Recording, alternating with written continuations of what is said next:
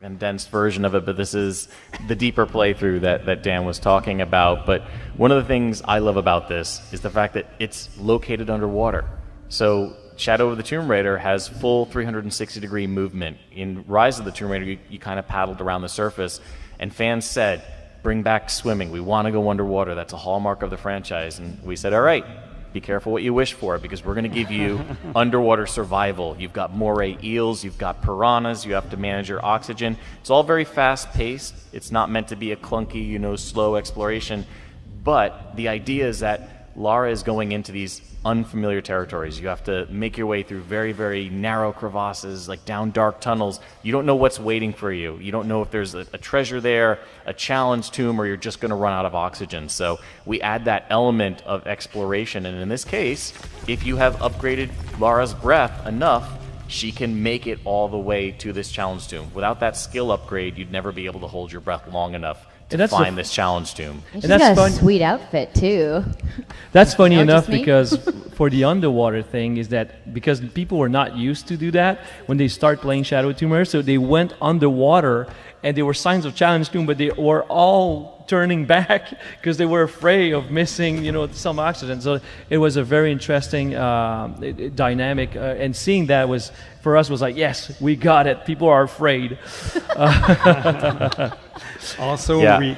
we can't talk about a shadow without the lighting aspect. And for us, building Shadow of the Tomb Raider, we said, okay, we need to invest in our lighting technology. So we pushed a lot to make sure that we can bring the most immersive environment as possible. So you can see how lighting is something that talks through the screen, and also underwater, there's everything is handcrafted to make sure that we have a very, very immersive environment. Yeah, and Andrea, you mentioned the outfit, that you like that.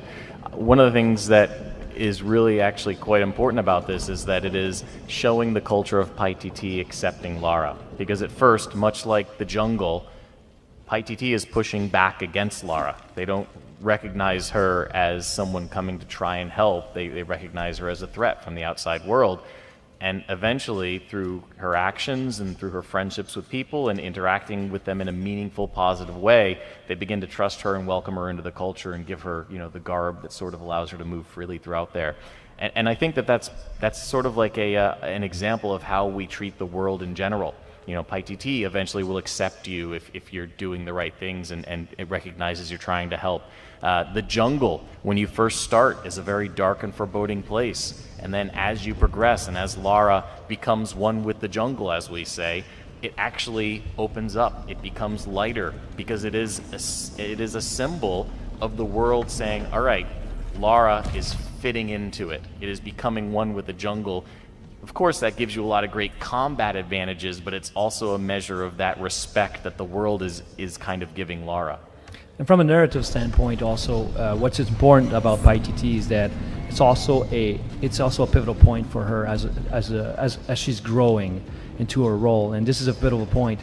Her relationship with that city will actually change her, and you'll feel that as you're going to play the game, that there's emotional evolution for her when she goes there, because she's seeing how these people are living. They see how they're accepting her, because the dress that she wears right now, it's an Incan dress. It's part of the rebel group. She's a part of the rebel group helping against the cult of Kukulkan, of course. We like to do a joke about that because there's one of the video, the merchant is saying that. It's funny for us because we've been hearing it 10,000 times, but that's what it is exactly. So she's going against this cult, this tyrannical cult, and they helping each other. And that's what the thing about that is, that her relationship with this rebel, with these people, actually is transforming her and helps her from when you play the game the first hour, and then you go in there and you finish playing that part, especially the part that you're seeing, and later on you see that she's actually growing emotionally, and that's very rewarding for those who really care and love Lara.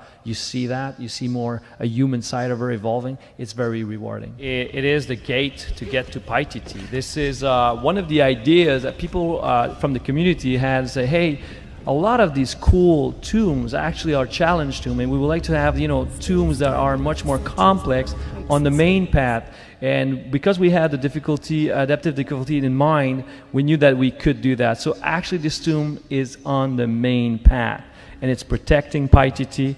It is hard, but it is cool, and it's epic because it's one of the few, you know, when you look at it, it's one of the few tombs that we have that are open air.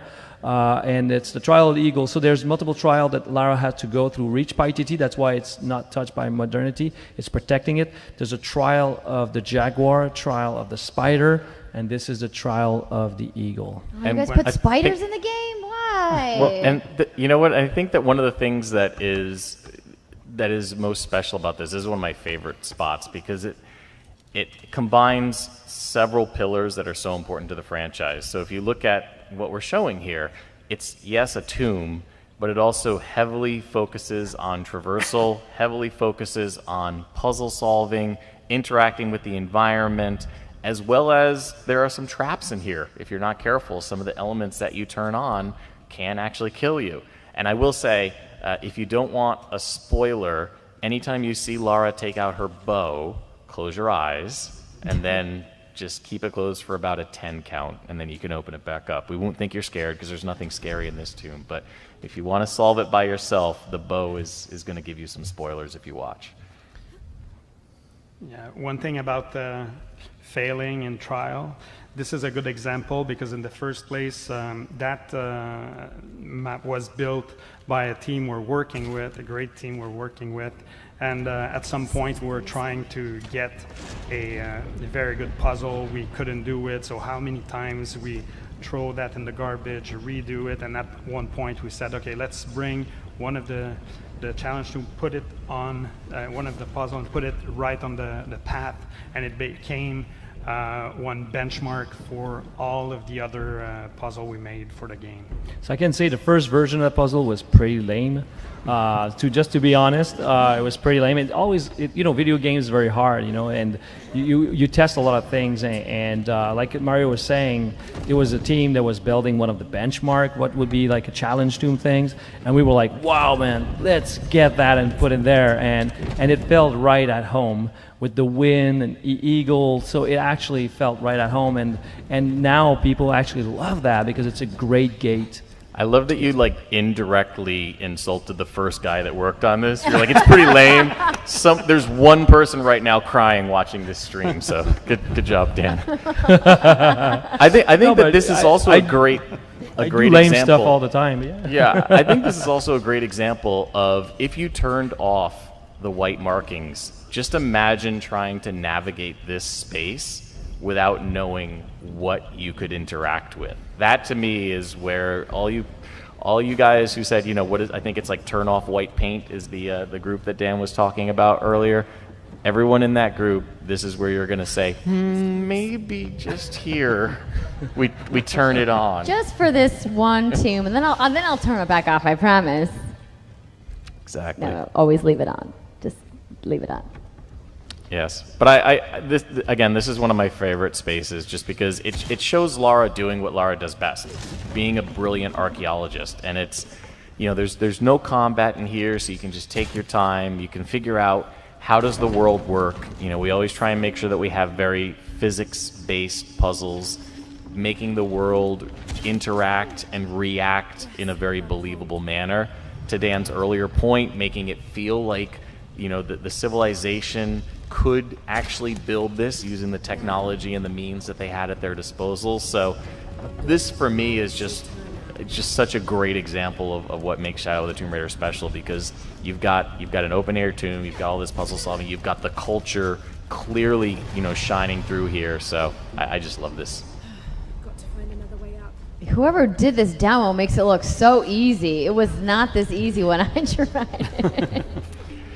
Do you know, believe it or not, when we are making these captures, so I will say a little insider info for you guys because you were kind enough to join the panel. we probably go through about 20 to 25 captures before we will actually put it up on screen, because we will sit there and to do a run through like this where you don't mess up, like, oh, that was so perfect, except Laura's leg just clipped through that rock right there. Sorry. Go back and re-record this 20-minute segment. And no. And then we make somebody else cry. That's how I make people cry. Dan makes them cry by saying, your work was crap. But most of the things I say it's crap, it's because I directed it too. You know, it's like the tune before this one, I directed it, and it was crap. But that was you in the mirror talking to yourself. Your work is crap. You make that puzzle not lame. No, the real challenge to build puzzle like